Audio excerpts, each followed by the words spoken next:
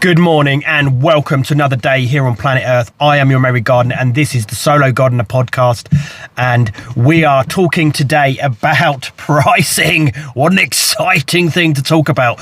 But this is quite a controversial subject. If you ever go into any of the forums, as soon as someone mentions hourly price, day rate or price per job, there is literally a kind of, it's like a frenzy of just debate almost.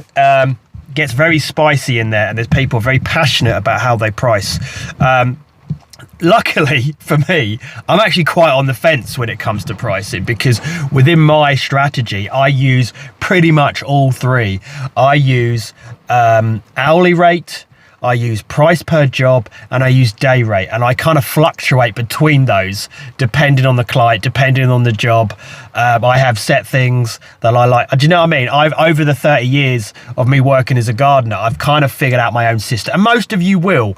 If you're a newbie, it is your safest bet, to be honest, if we're going to be honest, is to stick with hourly, because it's the easiest way to work it out. And it's the safest way to protect you in case, if anything, if any job comes along you're not too sure about, safest bet is to do hourly. But you've got to understand that hourly is only going to limit you to what you can earn. You can earn more money, and it only incentivizes you to not work efficiently. It incentivizes you to work slowly and not be efficient, which, to benefit your actual client, you want to be efficient. You want to be figuring out ways to get things done quicker, faster, for the benefit of you and for the benefit of the client. So it doesn't incentivize you to buy better tools. It doesn't incentivize you to be quicker in the garden, be more efficient. It doesn't incentivize you to learn more, to get better. It just incentivizes you to be a little bit slow and lazy. That's not for everyone. I'm just saying that the incentives aren't there. Whereas if you're pricing per job, your mind starts ticking. How can I actually make this work for me? How can I make more money? How can I, do you know what I mean? I can hire more people. It just creates way more opportunities for you when you're pricing big jobs, price per job. And also it takes away the risk for the client, which is very important. The client will know what they are paying, a fixed price, and that will not change. Whereas if they're paying you an hourly rate for a big job, that price is not capped. It relies on pure trust that you are going to go and do the job most efficiently. But a lot of the time things will go over, and that price could just keep going up and up and up and up and up for the client. That's not a comfortable position to be in for a client. The client likes, so you can benefit more money-wise. They know exactly what they're paying. They don't care too much about how long it takes. They know that it's not going to go over that price, and that is a really valuable thing to the client. You've got to remember that.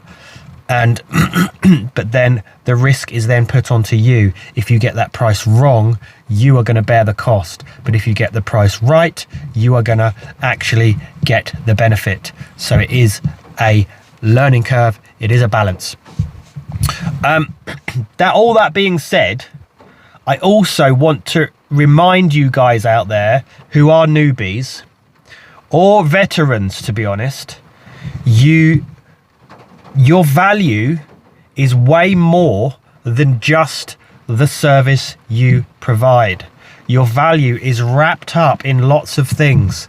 If you're coming into this with experience, your value is your experience. Your value is your timekeeping. Your value is your management. Your value is your presentation, how you look, how you dress, how you present yourself, how you communicate with the client. Are you going to be turning up on time, as you said? If there's problems, are you going to communicate with your client? All of these things add up into a value for you. It's not the service, just the service you provide. If you're going into garden with a lot of experience, like I like to say, I have zero hesitation. When I look around someone's garden, I know exactly what needs to be done, and I will communicate with my client to find out what they want, and then we have a to and fro to figure out exactly how we proceed, taking into account what the customer is looking for, because it is also, it's not just my opinion, it is his opinion. The client, he or she will have priorities in their garden, and you need to listen out for those and to figure out whatever they are, number one, we do them first, and number two, they may be different priorities for you. They may be different opinions. It is a personal opinion. Someone's garden they have to live with. They have to look at that every single day, and that has to be put into a high regard in some aspects than your own opinion. I also wanted to go into, so knowing your value, knowing all of that. And also you need to understand there will be people undercutting gardeners, but that you got to bear in mind, they are attracting a certain type of customer. And if that will always exist, those customers and those people will always exist. They're not going to disappear. But if you value yourself highly, you do not want to be going for those clients. You can explain your prices, you can sell yourself, there's nothing wrong with that, but at the end of the day, if they're looking for someone who is budget, let them go. They are not for you. That is their one and only goal. They don't value a good gardener, and when they start using these people over time, they will realize, they may not realize, maybe they will never value a decent gardener. They just want someone who hacks back. And that may be valid, because I have worked in the estate agent industry, and you can literally have two gardens, identical gardens next to each other. One is an old lady and one is owned or managed by an estate agent. Let's look at it from these two perspectives. So the old lady, if you were doing her garden and you're also doing the estate agent garden, we'll start with the old lady. Her priorities, she may want her garden to look and feel like when her and her husband used to look after a garden that they used to live in. And she would maybe want to have a gardener that's honest, that's going to be there on time, that's going to be trustworthy, that looks smart, that has a lot of experience, is going to take his time, is going to talk to her, listen to her, and actually create a garden of her, of her past, of her husband, or whatever. And it's going to be a different experience than if you go to the estate agent, identical garden. Your estate agent will have already potentially provided you with a list of maybe 20, for me personally, it's about 50 gardens, and you have to manage those. And they are in this, I'm explaining the exact scenario. So I was working in Brighton. The estate agent gave me 50 properties, and on every property on the list, there was, say, a 2 to 3 day window to get in and out. And that was for all the painters and decorators, all the gardeners. They all had the same window. We all had to get in and kind of fly past each other and do our job within that window. And there's 50 of them, so you've got to manage them well. So their priorities for you is to manage that property list, get it done within the time, and they were not concerned of quality. Their main desire was staying within budget. They gave me a cap on the price. Anything over that cap had to be called in and had to be signed off before go ahead. So they gave me, this was back in 2015, 2016, they gave me £100 cap on all gardens. I can do anything I want up to £100. So then I wouldn't do anything under £100. And I wouldn't do anything over £100 unless like it really needed it, and I would say, look, this needs to be over, we're going to have to get a clearance of this. But the key thing is time. And their other thing was their priority was the term they used was the garden needs to be usable. So if you imagine the difference between the old lady, imagine the old lady saying, I just need my gardens to be usable. What the frick is usable?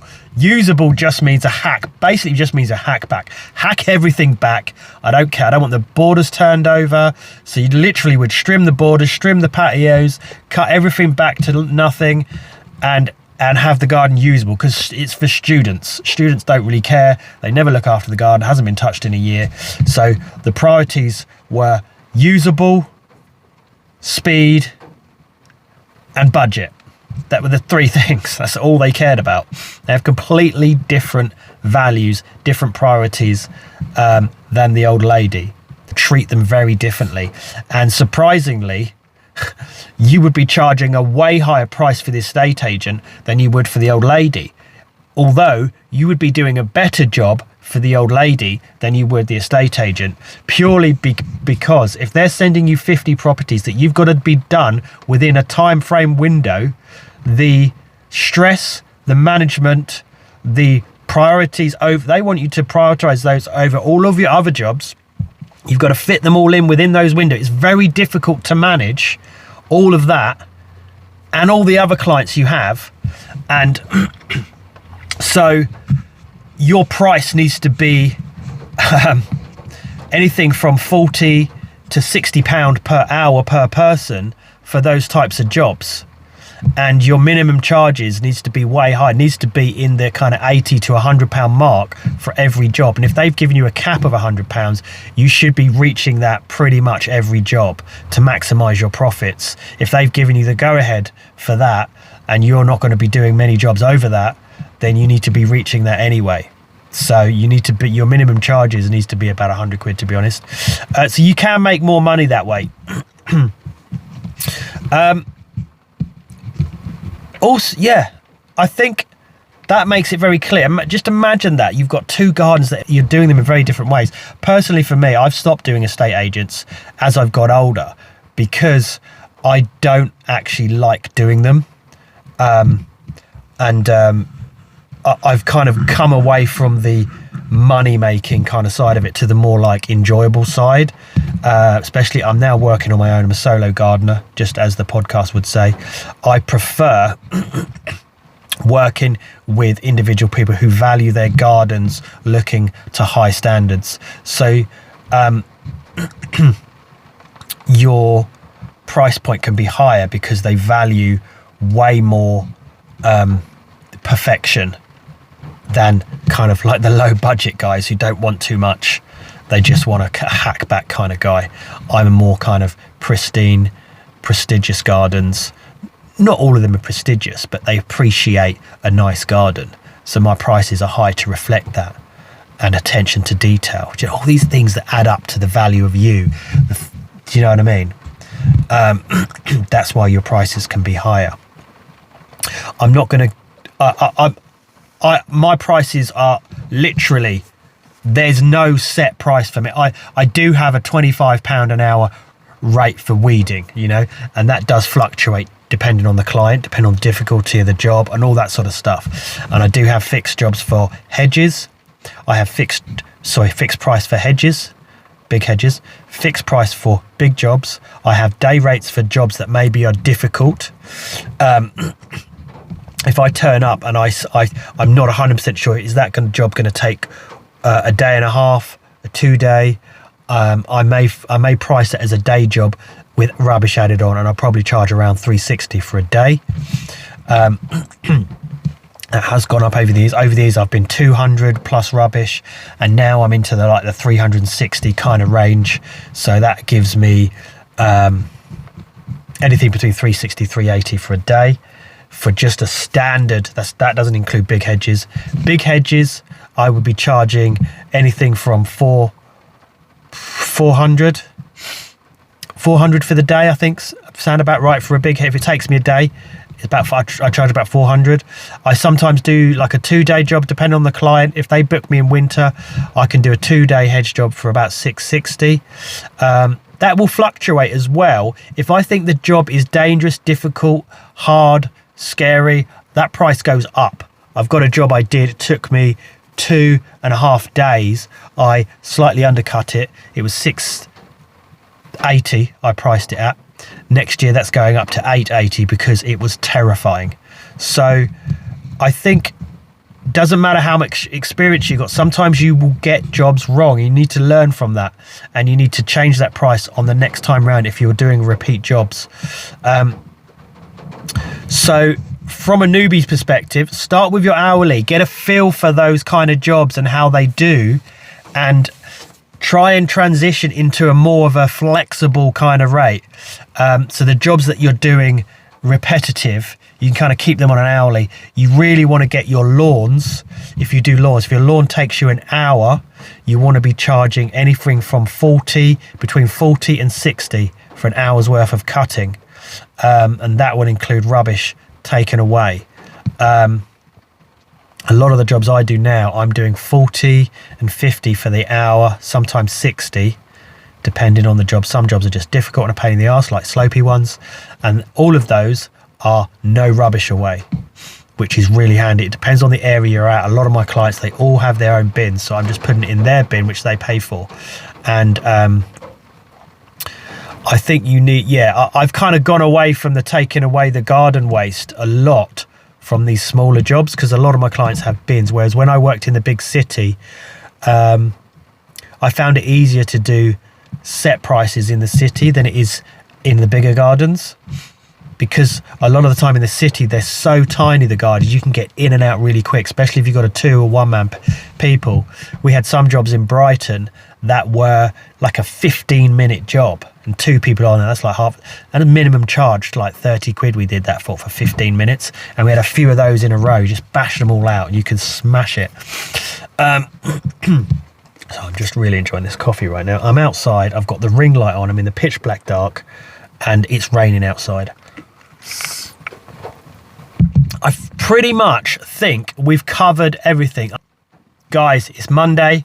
I hope you have a great week. It's been absolutely raining all weekend, and I'm hoping it clears for the week for everyone, because it has been brutal out there.